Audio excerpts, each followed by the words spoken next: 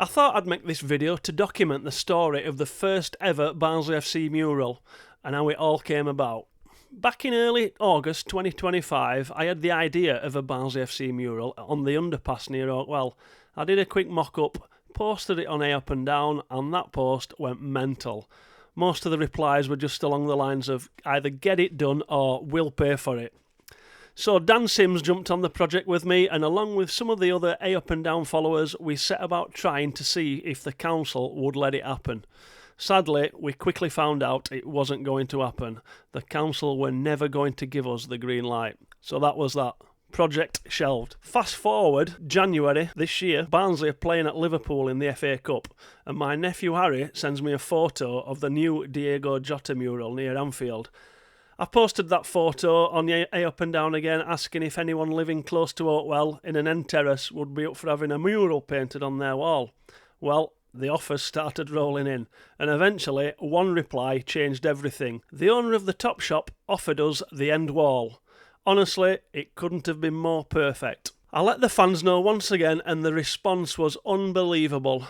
Lee from the Lightning Elite group offered to put scaffolding up for free, which was an incredible gesture, and even Neil Redfern showed his support online.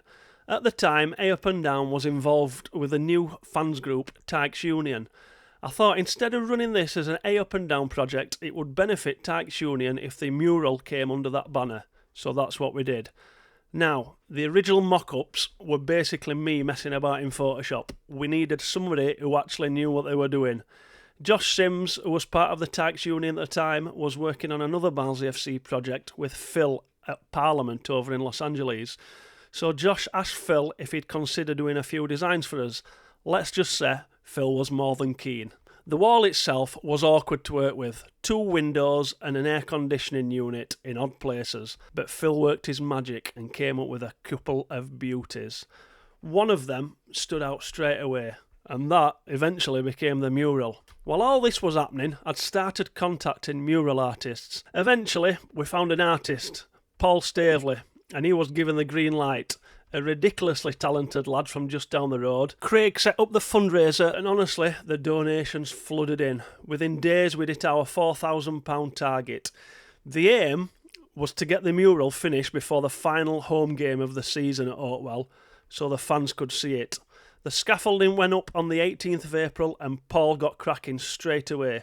He had 2 weeks to finish it, and the progress was unbelievable. Within a couple of days, you could already see the full mural taking shape.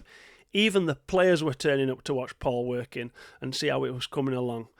Then, with a few days to spare, he'd finished it. I asked Lee and the lads at Lightning Elite Group if they could take the scaffolding down before the match. At 7 in the morning, they turned up and stripped it all away, revealing the mural in all its glory. But then, my phone started beeping. Constantly. My inbox was overflowing with messages. Premier was spelt wrong. And with all the scaffolding gone, there was no easy way of fixing it. That day I was working in Bridlington and I absolutely raced home. Me and Tom from Red All Over balanced what was probably the wobbliest set of ladders ever made against the shop wall. Then I somehow climbed up them carrying a paint roller taped to the end of a 2-metre pole just to get rid of the extra E. The mural ended up going viral, not just because people loved it, but because of the spelling mistake as well. At the time I said, look lads, in a few weeks we'll all be laughing about this. And guess what? We were. We later invited Neil Redfern down to see the mural for himself, and he absolutely loved it. Now that A Up and Down is no longer part of Tykes Union, myself and the others who made this mural happen will continue working on more public art projects, and we've already got a few more lined up, including another big mural, very close to Oakwell. So finally, I just want to say a thank you to everybody who donated to the fundraiser. Thanks to Phil and everybody at Parliament in Los Angeles. Thanks to Lee and the Lightning Elite Group. Thanks to the owner of the shop. Thanks to Paul Staveley, the artist. Thanks to Neil Redfern for all the support. And most importantly, thanks to all you Barnsley fans, because without you, none of this would have happened.